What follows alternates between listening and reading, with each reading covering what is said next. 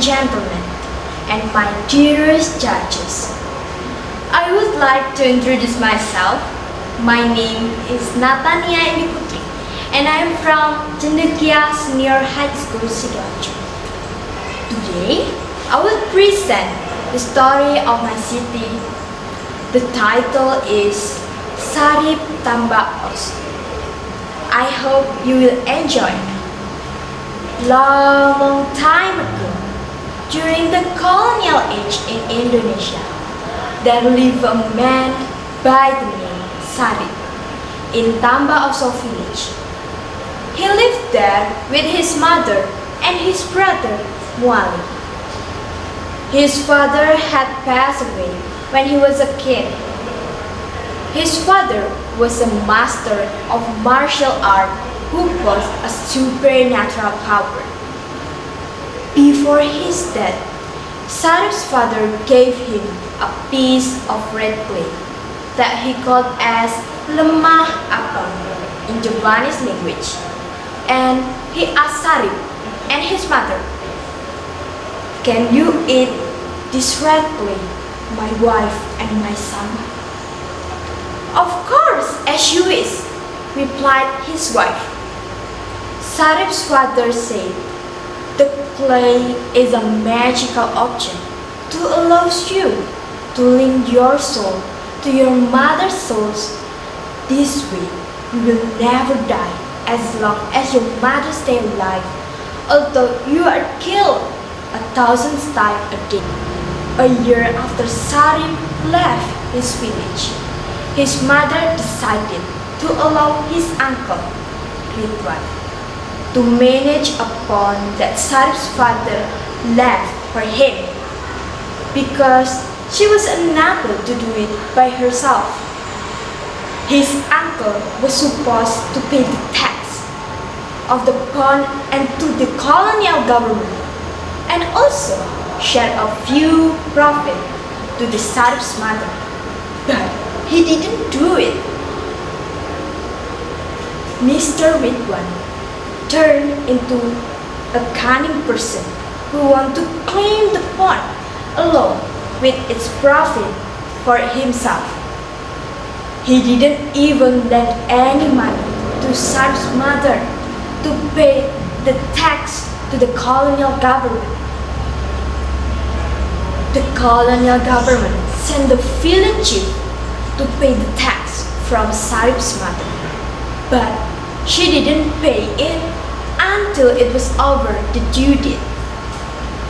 When the chief arrived at Sarip's house, Sarip's mother told him, "I don't have any money to pay the tax." The chief got angry when he heard that.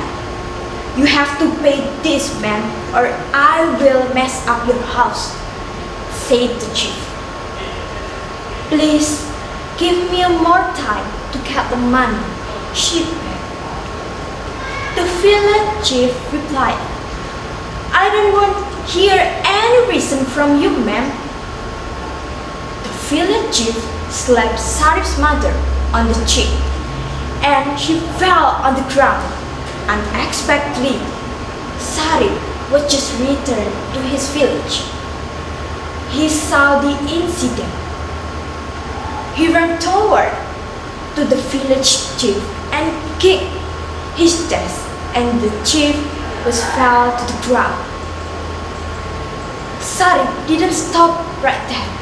He jumped on the village chief body and punched him repeatedly until the village chief stopped breathing.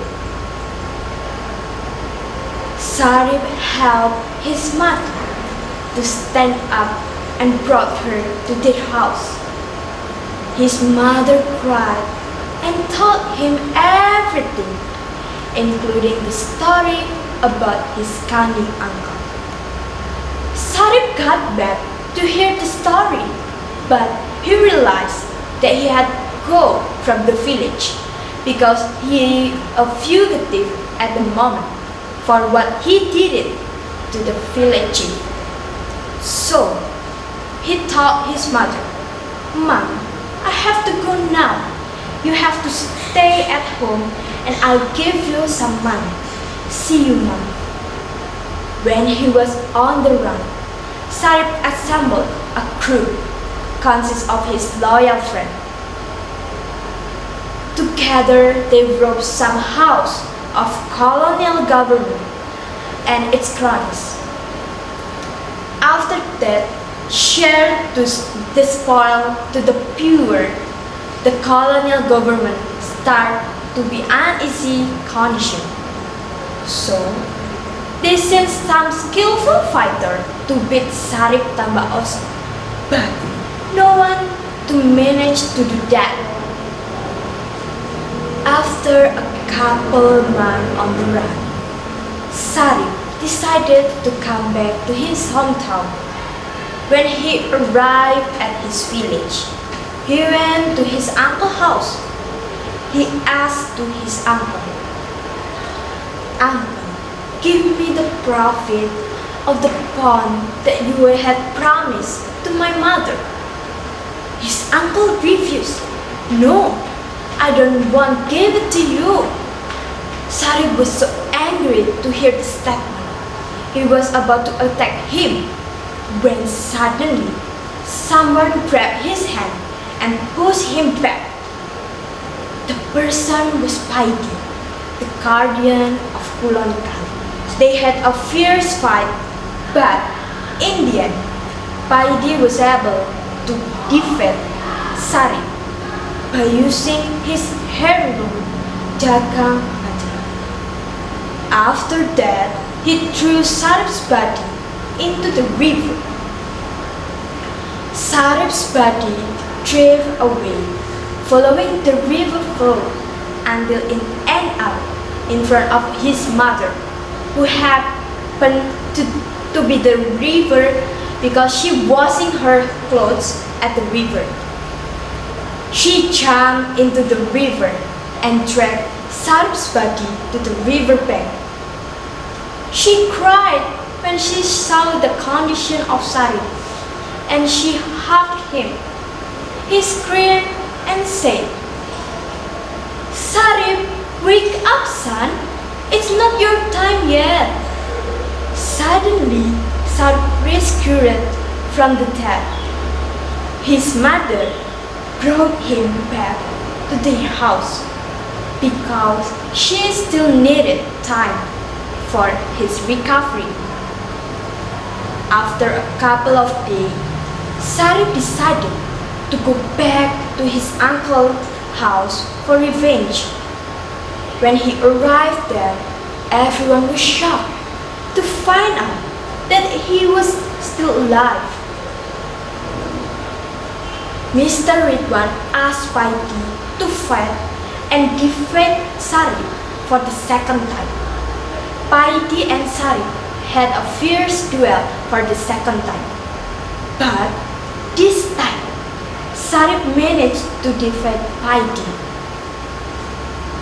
Mr. Ridwan ran away and reported the incident to the authorities of Colonial.